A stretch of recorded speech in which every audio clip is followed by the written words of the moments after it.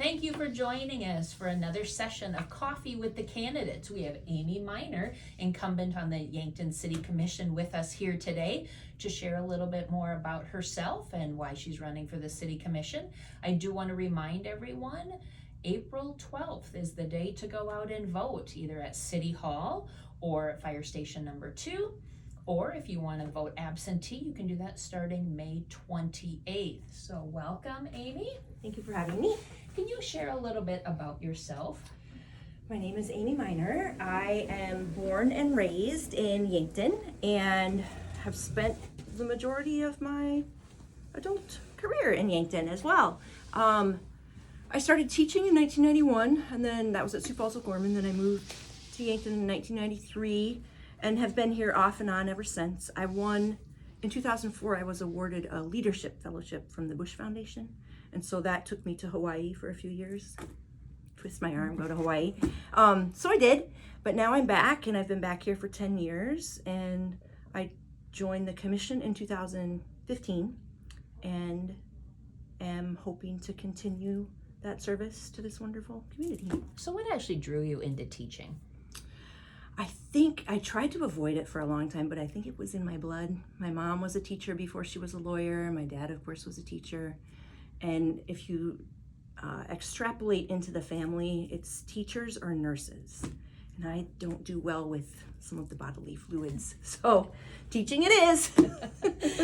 So you've already been on the Yankton City Commission for 1 term, is that correct, or 2? 2 terms plus almost a year. I stepped in when there was a vacancy.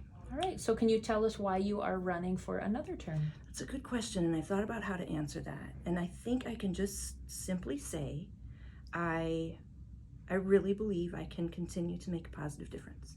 And if I didn't, I wouldn't put myself out there. So as an elected official, you know full well it is difficult to separate your personal opinions and have those votes that you need to take to represent the majority of the constituents. Can you give me an example of how you do that as a city commissioner? Yeah, I can give you a really recent example, actually. And it was the wastewater treatment plant, which I know is going to come up in our conversation. So I will harp on that a bit today. But yeah, the wastewater treatment plant is, it's been there for a long time. I think this particular building since 1972, if I remember correctly. And the question becomes, as it ages, are we going to keep it in its current location, or does the community have the will to move it to a new location? And that's a tough one. And what happened in this particular instance, I've become accustomed to when we have these big questions. I think as a city, we do a good job of pulling in all kinds of input from consultants, from community members, pulling everybody together and sorting out ideas. And the way things worked in this situation with our funding, we had some funding that we needed to go for in order to bring down costs for our citizens, and that made the conversation with the community much more abrupt. And I probably, I can absolutely see it both ways, but I was probably in my heart of hearts thinking it might be a good idea to move it, but it was just overwhelming. The feedback that we got from the community once we started to look at what those costs would boil down to. There's just no question. And so that is where I cast my vote, and that is where we will focus our work. So what are the best ways for you to receive that feedback from the community? Because we all know sometimes the loudest voice does not always represent the majority. Well, I have a friend who always says he'll vote for me as long as I'll continue to take his phone calls. And so, and that's a great way to get a hold of me, is to give me a call. You can shoot me an email. You can't believe if I zip through, Hy-Vee or Walmart, how many people stop and ask a question or wonder about. Lots of times it's just, kind of average run-of-the-mill stuff. Right now we have a lot of questions about when is spring cleanup, right? Citywide spring cleanup. Are we having that this year? How does it work? And so on and so forth. So I try to be accessible, and you can catch me if you see me anywhere. Give me a holler or email, Facebook. I get requests there as well. So So I have a bit of an abstract follow-up question. Oh gosh. Do your students know that you're a city commissioner? And if they do they provide you any input? I don't think they think much about the city commission. They know that, I would say some of the older kids, the seniors, have a sense that there's a city government, and that it functions to help make their community a great place to be. But I don't think they spend much time thinking about it. The kids that are in government class, though, when we've had issues come up in the past, I know I heard kids having dialogue about the aquatics facility. And you know, a lot of those kids were going to end up working at the aquatics facility. And so I welcomed their input. I don't chase them around to try to get their input because, like I said, a lot of the time they have other things on their mind. So. So what are some priority projects that you would view would be good for the community? Well, there's so many things in the works. And we just talked about our strategic plan at our last commission meeting. And so when I was thinking about how to answer this question, I boiled it down to 3 things that I feel kind of excited about. One of those is, ironically, the wastewater treatment plant. And like I said, I'm going to bring that up time and again. I feel a responsibility because we didn't put the cart before the horse, but the cart and the horse are moving on the same trajectory. And I want to make sure we get that right. If we've made the decision to keep it there, and you know, Kyle is great. The planners that we're working with are going to be fantastic, but we need to get it right because that's a 24/7 operation. And as we transition things in and out of service, there's just a lot of opportunities for mix-ups in communication and such. And so we got to get that right, and I want to make sure we do. So that would be a priority for me. I'm actually pretty excited about the idea of the marijuana licensing. Not because I think I'm going to use the marijuana, but I'm glad that we're going to have that opportunity for people that need it. But Al Vierick always says that, you know, when we're working on the budget, we're slicing up the pie in different ways. And this is the first time, and you know, you have experience in city government, that the pie can actually increase in size. And so we're watching the legislature closely just to see sort of how the state is going to allow us to function with some of this new income. It's pretty exciting to think about. I'm excited about the West Side Park project. I grew up over on Maple Street. That park has looked the same since I was a little kid. So that's one where we've been through that process of getting the consultants in the community and what do we want and how will this look. And I'm excited to see that come to fruition.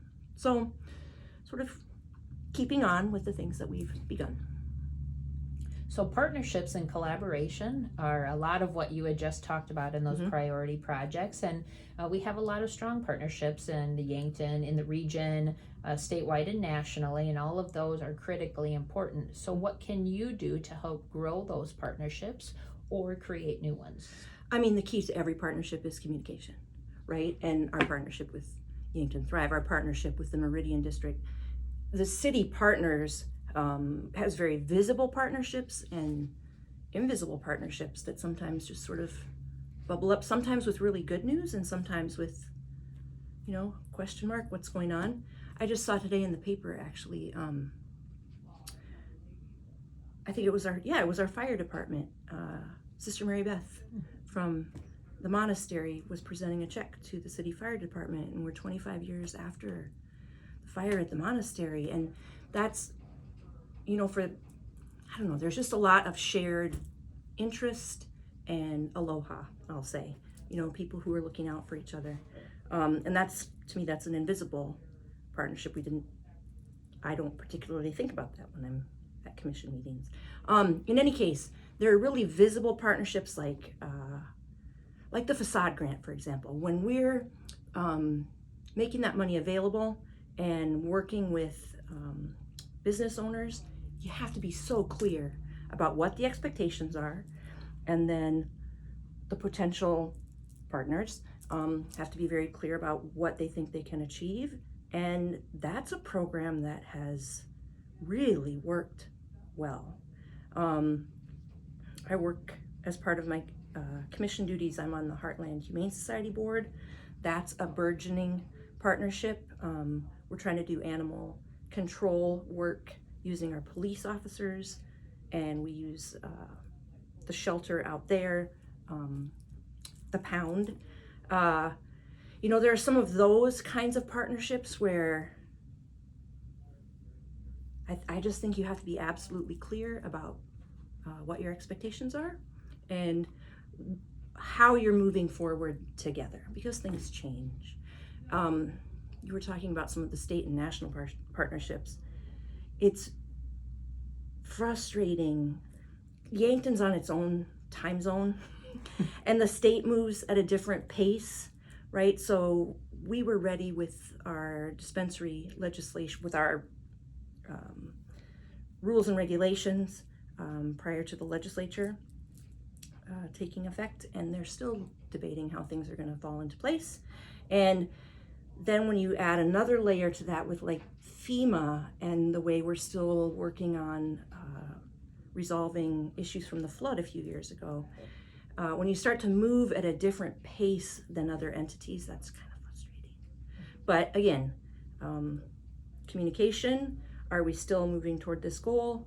And let's work together to get ourselves there. I did mention in one of the other interviews when someone had talked about the facade grant program, I personally had 2 communities call me and ask how did we implement that in Yankton. Boom. And they took our documentation, took it to their community, and one of the other communities replicated that in their community.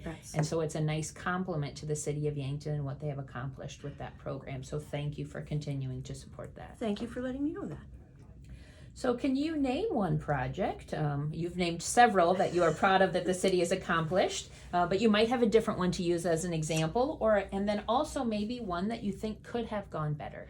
Yeah, so as a commissioner, to get to sit on this side of the aquatics facility, having been through a multi-year process with so many stakeholders, you think of the meetings that we had in the lecture hall and at the old library at the middle school, talking about, do you like diving boards or slides, or right? And then watching everybody gather and figure out, all right, here's what it could look like. Here's plan A, B, C, D. Let's vote on these.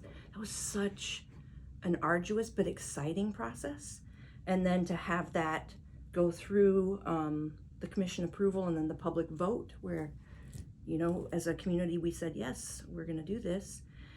And then to get on this side of it and see when we looked at how that broke down, for Todd Larson to figure out the concessions and the little Dippin' Dots and things, to figure out how many lifeguards we need, for us to have, as a city entity, we were about $50,000 short is all after the first year. And yes, it was a great summer and a hot summer, and people were packed in, and we'll see what it looks like over the next couple of summers. But that one felt like we hit that one out of the park. I'm really proud of that. And that's something Yankton will be proud of for years to come. If I mentioned I want to talk about the wastewater treatment plant. So that's when I think I'm unsettled with that, just because we didn't follow our normal process. The way we developed Walnut Street, right? Here are the stakeholders, here are the consultants, let's get all the ideas together and move forward. That's what we did with Westside Park. That's the process I'm accustomed to. So that's one where I would say I am less settled. I'm absolutely optimistic that we're going to do exactly what needs to be done and do everything we can to keep the costs as affordable as possible. I know our city leaders are fantastic, our administrators are fantastic at finding available money. We don't know what's happening with the American Rescue Plan funds yet. There's lots of stuff up in the air, but yeah, that one makes me stop and do this. So, well, let's talk a little bit more about that. Okay. To the viewing audience, If you do not know where our wastewater treatment plant is, I would encourage you to reach out to city staff or commissioners to make sure you know and understand where that's located. Mm-hmm. There's a lot of confusion between the water treatment plant and the wastewater facility, so we want to make sure people clearly understand those are two different projects. Thank you. And then when we do talk about the wastewater treatment facility, is there anything else that you wanted to add in regards to either the funding or the location or just the project in general? I didn't want to skip over that as a question for you. Thank you. No, and I feel like if you have any questions about how that facility operates and you're not sure if we really need to upgrade some things, go take a tour. It's a fascinating tour. I have done the tour. It doesn't always smell great, depends which room you're in. But it is fascinating to see how a municipality deals with a 24/7 situation, right? And I know when I toured, our city employees are spectacular. And I know I felt the same way when I toured the water treatment plant before we built our new one. It's amazing how they MacGyver things to keep them running. And I know we've talked about it at city commission meetings. They have some, I don't know the proper wastewater terminology. They have large open ponds and they have these things that spin around the surface, and it wasn't working correctly. And Tanner Hansen was going to sit in a kayak and float around with, I think it's called a skimmer, and repair it on the fly, because you can't stop the plant from operating. It has to keep running, or else we can get into some environmental issues. And the way he and Kyle had figured that out, and it worked, without having to call in any experts. They just jumped in, fixed what needed to be fixed, and we kept running. But we can only do that for so long, so yeah, if you have any doubts, if you have any questions, go look at it, and then I'd be happy to know what you think. I think it's pretty clear that we're going to need to do some replacing, and when we had the flood a few years ago, that exposed some problems that are maybe now problems rather than later problems. So yeah. And the other interesting thing about the wastewater plant, not to add too much to your interview, it's a series of buildings. It's not contained all in one building like the water treatment facility is. So it's a very unique setup. Mm-hmm. And I think it, as well as you have said, how important it is. Most people don't understand or recognize that until it stops working. Yeah. How important it really is to our community in general. And you can't, so with our water treatment, you can build up a certain amount of storage, and I don't know what the storage amount is. You can build up a certain amount of storage and you could take things offline for a little bit if you needed to, but you can't do that with the wastewater. It has to constantly be in operation, and if it's not, if there's a hitch in the giddy up, then we have environmental problems very quickly that can be very serious. So in closing, is there something that you would like to mention today that was not a part of our previous questions that will help the voters decide if you have earned their vote? Well, this might be kind of a hallmark moment. I had a great moment last summer. I had a former student who, she moved away her senior year. Let's see, that would have been a long time ago. This 2004. She was gone 2003, 2004. And we've stayed in touch and maintained a friendship over the years. And she was back in Yankton for a wedding over the summer. And I was helping down at the Music at the Meridian, and there are the food trucks, and I was helping with the community art piece. And she was over in, I think she was in the old brewery, and then came running over just to say hi. And it was just this beautiful night in July, and there were people of every make and model, and young and old, and dogs, and somebody had a bearded dragon on their shoulder, right? And she hasn't been here in almost 20 years, and she said, "Good job, Yankton." And I just thought, yeah, good job, Yankton. I'm really excited about feel like, I don't know, since I've been on the commission, I'm more aware of some of the conscious changes that we make as a community, and I'm proud of where we are, and I'm excited about where we're going. So keep up the good work, Yankton, and I would kindly ask for your vote.